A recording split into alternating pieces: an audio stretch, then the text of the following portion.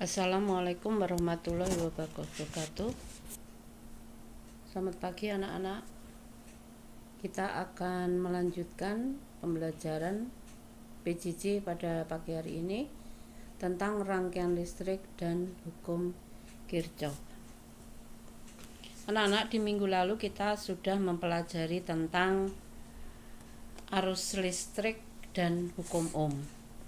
Nah, pada pagi hari ini kita akan melanjutkan dan masih ada hubungannya dengan materi pelajaran kemarin. Hukum Kirchhoff menjelaskan tentang I masuk sama dengan I keluar. I adalah lambang dari kuat arus. Berarti kuat arus yang masuk pada suatu rangkaian sama dengan kuat arus yang keluar. Pada rangkaian listrik itu ada dua jenis, yaitu ada rangkaian yang bercabang yang kita katakan sebagai rangkaian paralel dan rangkaian tak bercabang, atau kita sering menyebutnya rangkaian seri. Pada rangkaian listrik tak bercabang, kuat arus di setiap titik pada rangkaian sama besar, atau secara matematis ditulis I masuk sama dengan I keluar. Sedangkan pada rangkaian paralel atau pada titik percabangan, kuat arus yang masuk pada titik percabangan sama dengan jumlah kuat arus yang keluar pada titik percabangan tersebut. Sehingga dirumuskan, dimisalkan I1 sama dengan I2 plus I3. Nanti akan kita lihat lebih jelas pada gambar rangkaian. Nah, anak-anak bisa lihat ini adalah rangkaian tidak bercabang atau kita katakan secara seri. Berarti tidak ada percabangan, hanya kawatnya bengkok-bengkok begitu anak-anak ya. Tapi sambung menyambung sehingga tidak ada percabangan. Nah, sedangkan gambar yang ini adalah pada rangkaian yang bercabang atau paralel. Anak-anak bisa lihat dari saklar itu kemudian naik 2 baterai, ada ampere meter, kemudian itu bercabang ke lampu 3 yang dihubungkan dengan ampere meter 3, kemudian ada lampu 2, kemudian ada lampu 4. Nah, berarti pada rangkaian ini berlaku I1 sama dengan I3 ditambah I2 ditambah I4.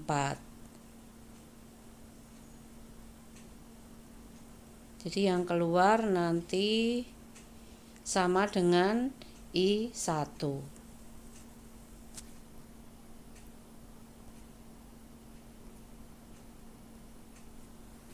Nah, ini ilustrasinya anak-anak, coba dilihat. Ketika disusun rangkaian seperti ini, jadi ada 2 buah lampu L1 dan L2, kemudian masing-masing dihubungkan dengan ampere meter. Kita lihat pada saat saklar ditutup, berarti akan terjadi rangkaian tertutup. Arus listrik mengalir, lampu menyala. Anak-anak bisa lihat di situ angka yang tertera pada ampere meter pertama dan ampere meter kedua itu adalah sama.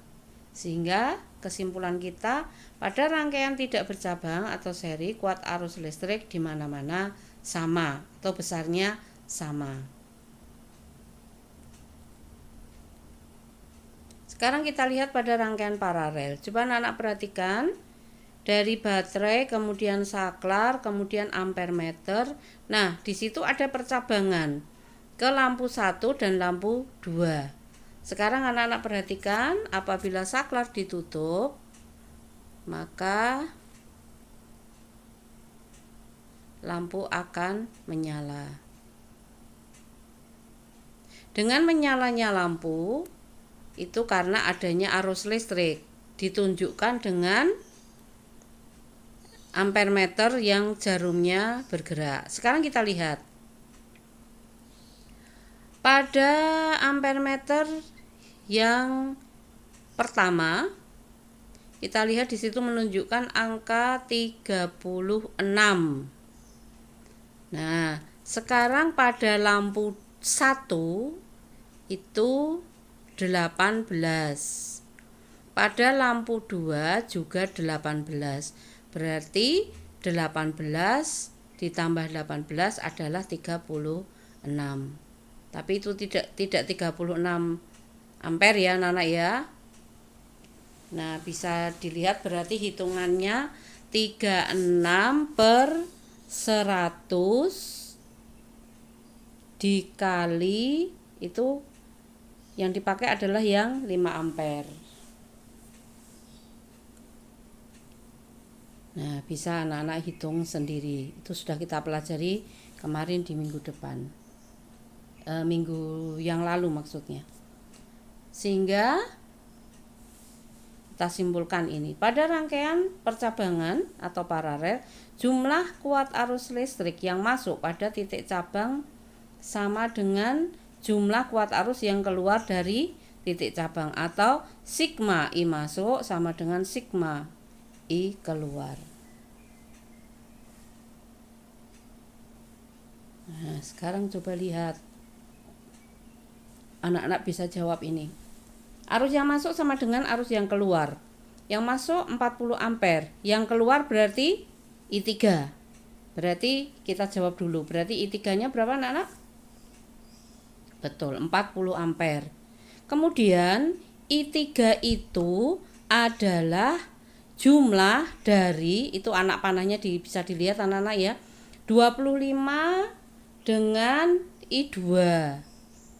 Nah, kalau I3-nya 40, berarti I2-nya 40 dikurangi 25. Berarti I2-nya 15. Sekarang berapa I1? I1 berarti itu kan 40 ampere, kemudian bercabang menjadi 3. 10 ampere I1 dan 25 ampere. Berarti I1-nya adalah 40 dikurangi 10 dikurangi lagi 25. Berarti 5 ampere. Dengan demikian untuk I2 anak-anak bisa menghitung dari I3 atau bisa dari 10 ampere ditambah I1 itu adalah hasilnya I2. 10 ampere ditambah 5 berarti 15. Sama dengan jawaban kita yang menggunakan I3 dikurangi 25. Mudah anak-anak ya? Saya kira tidak sulit untuk menghitung berapa arus yang ada pada rangkaian ini. Kita lanjutkan. Nah, sekarang rangkaiannya seperti ini. Anak-anak nggak usah bingung. Sama seperti tadi, cari yang paling mudah dulu. Mau yang mana? I3 dulu boleh. Berarti itu I keluar kan anak-anak? Tadi I masuk 50 mA, berarti I keluarnya sama 50 mA. Boleh cari I2. I2-nya berarti berapa anak-anak? 50 dikurangi 23. Berarti 27. Sekarang I1. I1 50 mA itu keluar 2 percabangan I1 dan 30 mA. Berarti I1-nya betul 20 mA. Oke. Sekarang bisa cari I4.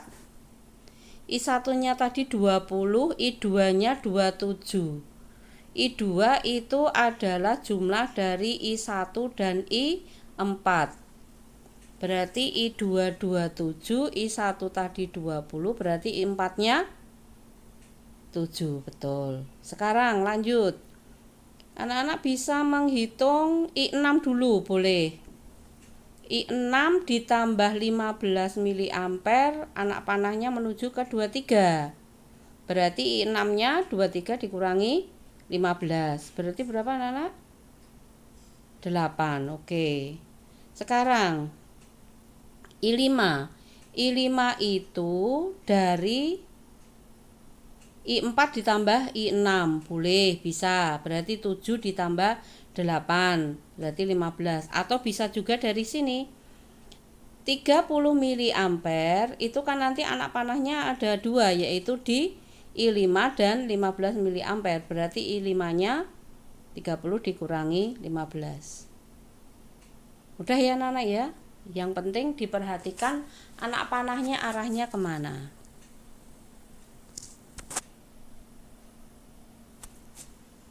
Nah, ini bisa dipakai untuk latihan, tapi ini tingkatannya sudah lebih tinggi karena sudah memakai perbandingan, tapi pada prinsipnya sama. Nanti videonya bisa dibuka berulang-ulang untuk latihan soal nomor 3. Anak-anak, untuk listrik memang materinya agak rumit, dalam arti kalian memang harus banyak latihan. Silahkan nanti nomor 3 untuk latihan. Sekarang saya lanjutkan rangkaian susunan seri. Perhatikan. Susunan seri berarti tidak ada percabangan. Ada 3 buah hambatan R1, 2, dan 3 dengan titik A, B, B, C, dan CD. Nah, yang perlu kalian perhatikan bahwa pada rangkaian seri menurut hukum Kirchhoff tadi arus di mana-mana sama. Berarti IAB atau I yang lewat R1 sama dengan IBC atau I yang lewat R2 sama dengan ICD atau arus yang lewat R3. Arus di mana-mana sama. Tetapi beda potensial merupakan penjumlahan.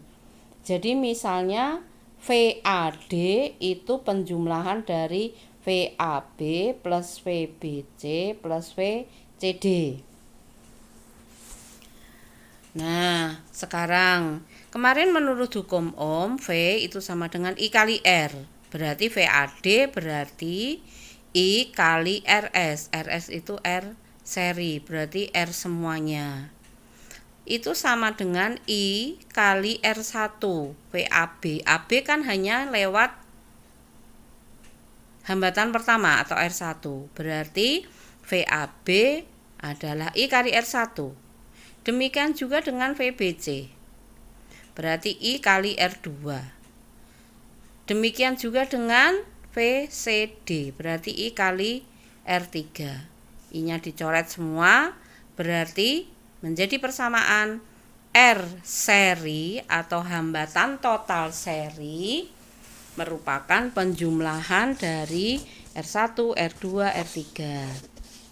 Nanti tergantung soal ya anak-anak ya. Kalau hambatan serinya ada 4 ya keempat-empatnya dijumlah semuanya. Kalau hanya 2 ya 2 saja.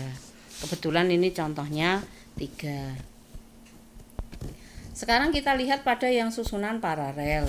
Susunan paralel seperti ini anak-anak, ada titik percabangan. I merupakan penjumlahan. Jadi I itu I1 plus I2 plus I3. Sedangkan V di mana-mana sama. Maksudnya VAB yang lewat R1 sama dengan VAB yang lewat R2 sama dengan VAB yang lewat R3. Nah, sekarang V tadi kan sama dengan I kali R. Berarti I sama dengan V per R. Maka VAB sama dengan I itu sama dengan VAB per R paralel. I1 rangkaian yang atas ya anak ya. Berarti VAB dibagi R1. I2 berarti VAB dibagi R2. R2. Yang lewat di R3 itu I3, berarti VAB sama dengan VAB per R3. Ingat anak-anak, bedanya kalau susunan seri I di mana-mana sama, V-nya penjumlahan. Kalau susunan paralel, I-nya penjumlahan, V-nya di mana-mana sama. Di mana-mana itu maksudnya pada rangkaian paralelnya. Sehingga berlaku rumus 1/Rp sama dengan 1/R1 plus 1/R2 plus 1/R3. Contoh anak-anak. Nah, kalau ini susunannya berarti apa anak-anak? Ya, ini susunannya seri. Tidak ada titik percabangan. Jadi walaupun kawatnya dibengkok-bengkokkan, tetap tidak ada percabangan, berarti seri. Maka berlaku rumus apa tadi?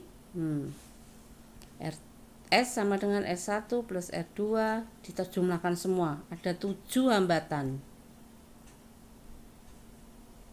Berarti R totalnya atau R penggantinya 23 ohm. Sekarang coba dilihat untuk nomor 2.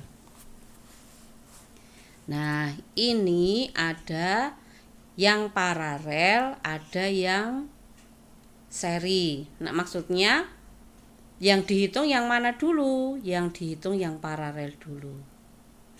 Lihat anak-anak, ini yang dihitung dulu. Berarti pakai rumus tadi. Nih. Oke. Penyebutnya belum sama, disamakan dulu. Oke. Berarti ya. Itu baru 1/Rp ya anak-anak ya.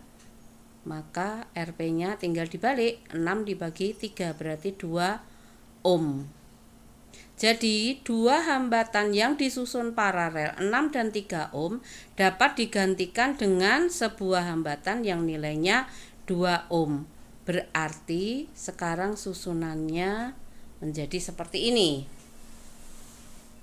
Nah, berarti itu kan sekarang sudah seri ketiganya. Maka tinggal dijumlahkan.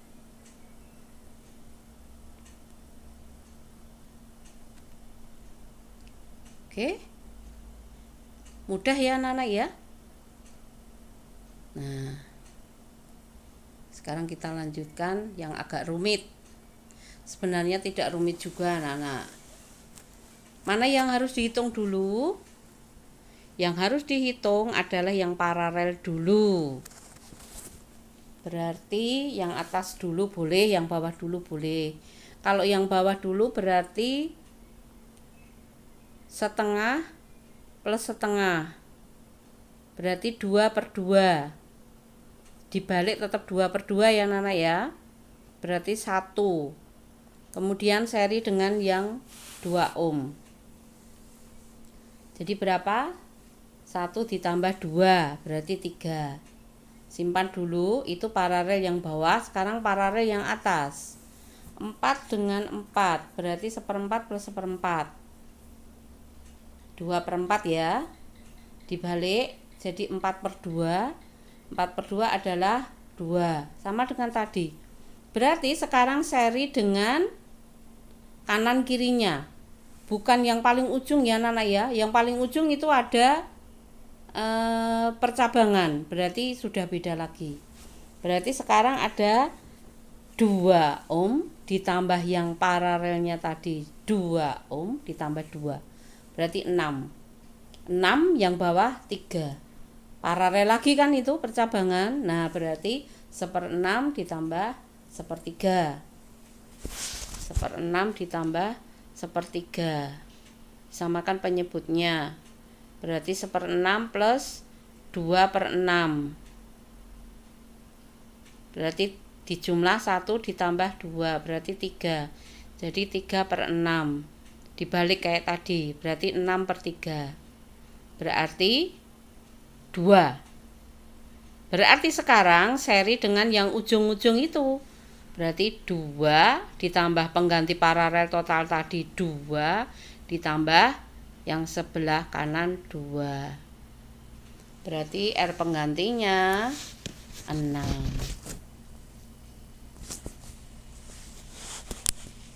Ini lebih menarik anak-anak. Mana yang dihitung dulu? Tidak yang dari 2 ohm itu tidak, tapi yang dari 4, 4, dan 4. Gak ada percabangan kan anak-anak? Nah, kalau nggak ada percabangan berarti itu seri. 4 tambah 4 tambah 4 berapa anak? 12. Paralel dengan 6 ohm. Berarti 1/12 plus 1/6. 1/12 plus, disamakan penyebutnya ya, plus 2/12. 1 tambah 2 berarti 3. Dibalik 12/3 berarti 4. Oke, selesai kotak pertama. Berarti sekarang dengan depannya yang atas 2 ohm 2 ohm berarti sekarang seri. Berarti 2 ditambah 4 ditambah 2 berarti berapa anak-anak? 8 diparalel dengan 8. 1/8 berarti 2/8 berarti dibalik 8/2 berarti 4. Nah, lanjut terus ke depan lagi. 4 tambah atas bawah 22 berarti 2 tambah 2 4 tambah 4 berarti 8. Diparalel dengan yang 24 berarti 1/24 ditambah 1/8 berarti 1/24 ditambah 3/24 berarti 1 ditambah 3 4 berarti dibalik 24/4 berarti hasilnya 6. Seri lagi dengan 2 dan 2 berarti 2 ditambah 6 ditambah 2 berarti 10 ohm. Selesai. Silahkan nanti kalau kalian masih bingung berulang-ulang kalian baca videonya. Nah, yang ini sama dengan tadi, tapi hati-hati anak-anak. Ini yang seri kayak tadi berarti 282. Berapa anak-anak? 12 ya. 12 sekarang paralel dengan 12. 1/12 plus 1/12 2/12 dibalik 12/2 berarti 6. Nah sekarang 6 dengan 2 yang bawah itu sekarang hubungannya seri karena sudah tidak ada percabangan.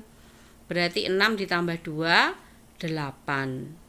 Sekarang berarti paralel dengan yang 24 dengan 8. Berapa tadi anak-anak? 1/24 plus 1/8. 1/8 itu jadi 3/24.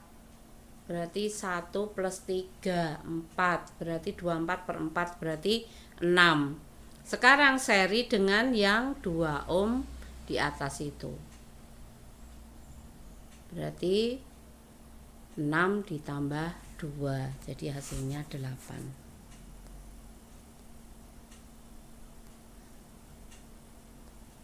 Oke, sekarang kita lanjutkan. Kita hubungkan dengan hukum Ohm dan hukum Kirchhoff. Anak-anak kalau kalian lihat soal seperti pada gambar, kita lihat pertanyaannya dulu. Tentukan kuat arus. Kuat arus adalah I. Kuat arus total I. I itu sama dengan V per R. Hukum Ohm ya anak-anak ya. V-nya berapa anak-anak? Oke, sudah ada 18. R-nya berapa? Belum ada. Nah, dicari dulu cairannya seperti tadi. Yang dihitung yang mana dulu? Oke, yang paralel dulu. Nih. 1/6 plus 1/3. Oke. Hasilnya 2 ohm. Baru yang paralel ya. Sekarang berarti hambatan penggantinya 2 ohm dengan yang 4 ohm berarti sekarang hubungannya seri, berarti di jumlah. Nah, selesai, baru mencari hambatan total. Kalau anak-anak memahami, belajar fisika itu menyenangkan.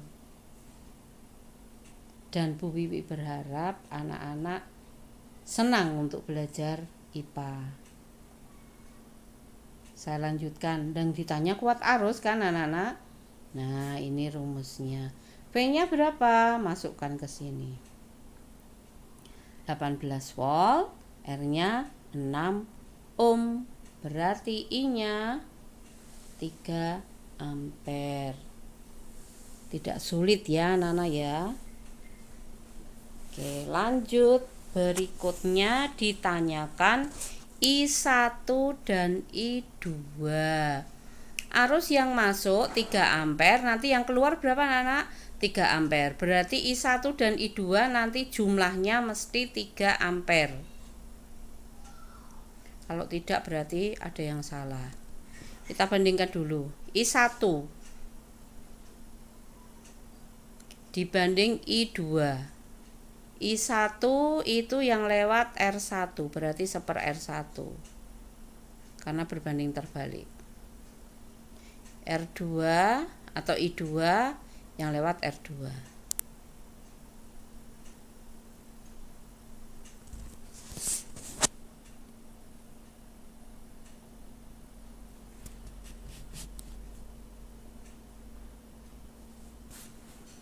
Biar menjadi angka yang bulat dikalikan bilangan yang sama. Sudah? Sekarang kita bandingkan. I1 nilai perbandingannya kan 1 anak-anak. Berarti 1/3. 3 dari mana? 3 itu dari jumlah I1 dan I2. Nah, perbandingannya kan 3 tadi. Berarti I1 sama dengan 1/3 kali I. I-nya 3. Berarti I1-nya 1 ampere. Sebenarnya anak-anak langsung bisa tahu I2-nya berapa. Ya langsung aja 3 dikurangi 1. Tapi kalau mau mencari dengan perbandingan ini.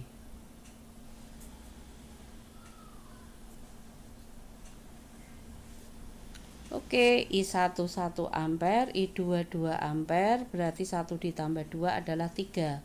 Sesuai dengan tadi, I-nya 3. Sekarang kita lanjutkan tegangan. Tegangan rumusnya adalah V sama dengan I kali R. VAB I kali AB kan hanya ada R3 nah berarti pakainya R3. Berarti 3 kali 4 12. Sekarang VBC berapa? VBC adalah I1, kalau yang lewat R1 berarti I1 kali R1 berarti 6 volt, atau bisa juga pakai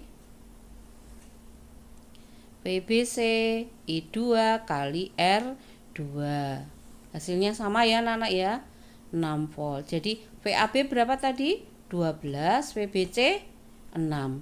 12 ditambah 6 18. Itu tadi bunyi hukum Kirchhoff, bahwa pada rangkaian paralel V-nya di mana-mana sama.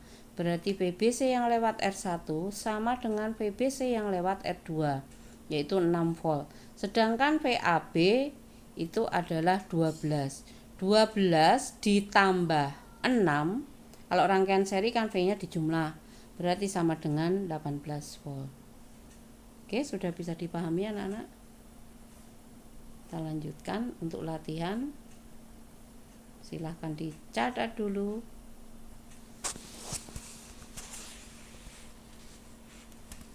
Nanti bisa dipakai untuk latihan.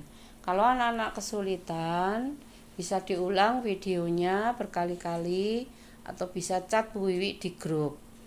Nah, kalau anak-anak chat di grup, kalau ada teman yang bisa membantu, silahkan saling membantu di sini. karena kadang-kadang Bu belum membuka untuk chat grup IPA. Kadang mungkin kan baru ada urusan, mungkin sedang memasak atau setrika atau yang lainnya. Oke, sudah. Nanti bisa dipelajari bersama-sama untuk mencoba mengerjakan.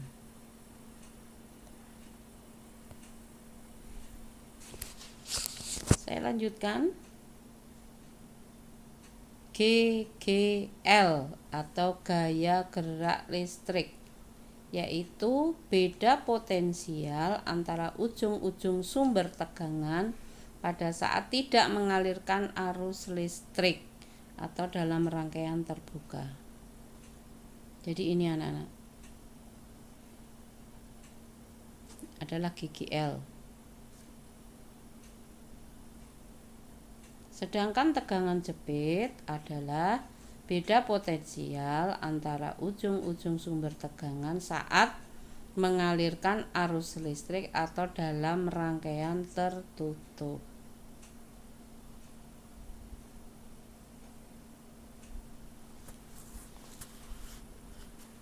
Ingat, beda potensial diukur dengan voltmeter dipasang secara paralel.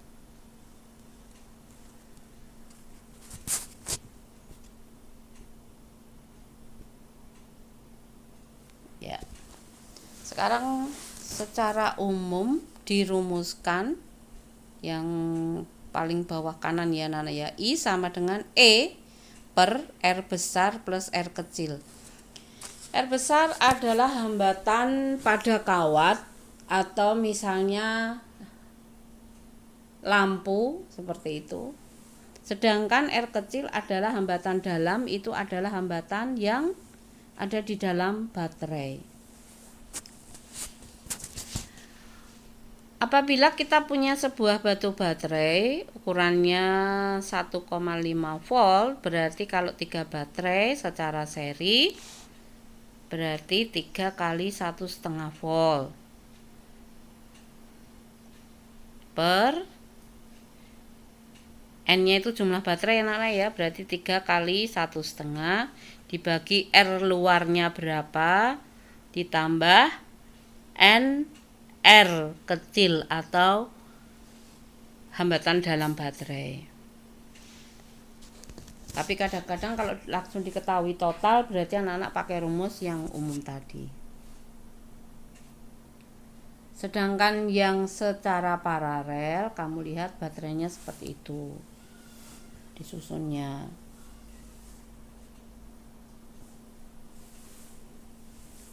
Anak-anak, berapapun jumlah baterai yang disusun paralel itu nilainya sama dengan 1 baterai. Maka tadi dikatakan oleh Kirchhoff bahwa V pada rangkaian percabangan V-nya di mana-mana sama. Sedangkan pada seri V-nya penjumlahan.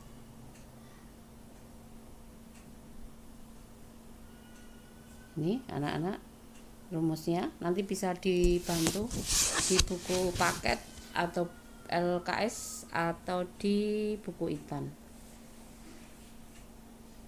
Hukum Ohm dalam rangkaian tertutup untuk sebuah GGL.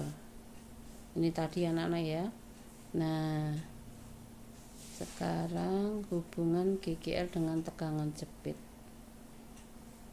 GGL dikurangi tegangan jepit itu sama dengan tegangan yang hilang. Tegangan jepit rumusnya I kali R besar. Kalau E itu melibatkan dengan adanya R kecil atau R dalam.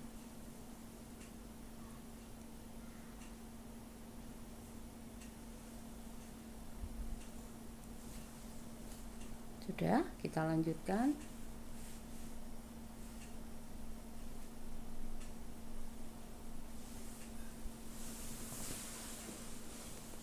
Prinsipnya sama dengan tadi. anak-anak cari dulu hambatan luar, berarti dihitung yang paralel dulu, kemudian diseri dengan yang 3 ohm. Kalau sudah ketemu pakai I total. I totalnya berarti I sama dengan E per R besar plus R kecil. Di sini dibantu Bu Wi dulu untuk ayo kita sama-sama menghitung. Berarti berapa? 6 dengan 4 berarti 1/6 plus 1/4. Jadikan penyebut 12. Berarti 2/12 ditambah 3/12. 2 ditambah 3 5. 12/5. Berarti 4,8 ya Nana ya. 4,8 ditambah 3 karena seri dengan 3. Berarti hambatan luarnya 7,8. Kuat arus total I sama dengan E per R besar plus R kecil. 4 dibagi tadi 7,8 ditambah 0,2 berarti 4 dibagi 8. Berarti setengah ampere. Setengah ampere. Nah, untuk menghitung tegangan AB, tegangan BC, saya kira anak-anak sudah bisa tadi. Pakainya tegangan jepit ya. V sama dengan I kali R. Berarti kalau VAB berarti I-nya tadi berapa anak-anak? Setengah kali 3. Kalau VBC berarti setengah kali R paralelnya tadi berapa? 4,8. Tegangan jepit berarti V kali R total. Kuat arus I1, I2 silahkan anak-anak dengan perbandingan seperti tadi boleh. Tegangan yang hilang tinggal mengurangi, E-nya 4 dikurangi tegangan jepit. Oke, yang ini bisa untuk latihan juga. Silakan.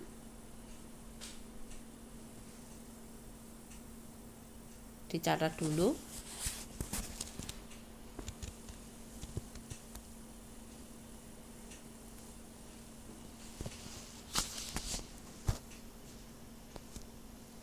Kita lanjutkan materi terakhir adalah sekring. Berapa besar sekring yang harus dipasang pada meteran listrik yang masuk rumah? Jadi sebelum masuk rumah, aliran listrik itu di situ dekat kWh meter itu ada sekring ya anak-anak ya. Tujuannya adalah membatasi arus yang masuk untuk menjaga tidak terjadi konsleting atau hubungan pendek. Misalnya daya yang ada di rumah kalian 900 watt dan tegangan rata-rata itu 220, maka berapa sekring yang harus dipasang? Di rumah kalian mungkin ada yang 450 watt, ada yang 900, mungkin ada yang 1300, mungkin ada yang 2200. Nah, kalian bisa menghitung sekring pengaman yang terpasang itu berapa. Ini anak-anak, P sama dengan V kali I. Karena kita mau menghitung arus tadi, berarti I sama dengan P per V. P-nya 900 watt dibagi 220. Temunya adalah 4, sekian ya anak-anak ya. Nah, tapi bisa digunakan, nggak ada ukuran sekring itu pakai koma-koma, nggak ada. Jadi anak-anak bisa pakai 4 ampere. Tidak masalah. Biasanya sekring itu 2, 4, 6 begitu. Jangan pakai, kalau yang ini kan 4 ampere, jangan pakai yang 12 ampere. Kenapa anak-anak? Kalau pakai yang 12 ampere berarti nanti kalau ada arus yang besar masuk kan tidak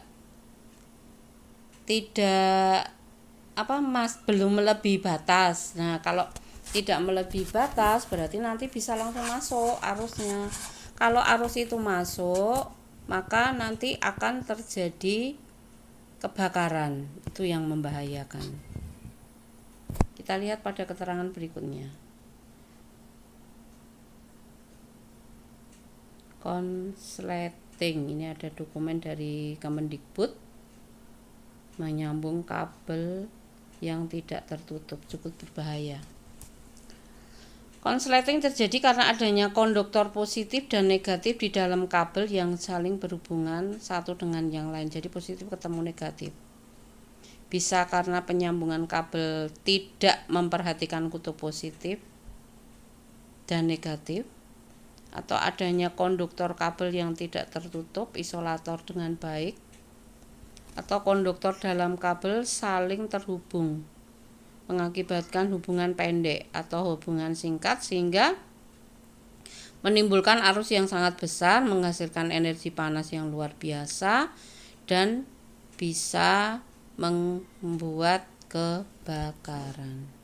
Saya kira itu anak-anak materi yang saya sampaikan. Anak-anak tadi sudah mengikuti pembelajaran interaktif, kerjakan tugas walaupun tidak saya berikan ini anak-anak ya, tapi anak-anak bisa mengerjakan tugas, kemudian bisa sharing dengan Bu Wiwi. Seperti biasa, post-test ada penilaian di spensako.id. Anak-anak tolong teliti dalam mengerjakan, karena ini soal sudah mengarah pada hitungan, berarti butuh waktu yang agak lama karena proses menghitung dan perlu kecermatan. Jangan tergesa-gesa mengerjakan. Sekian anak-anak, semoga mendapat hasil yang memuaskan. Assalamualaikum warahmatullahi wabarakatuh.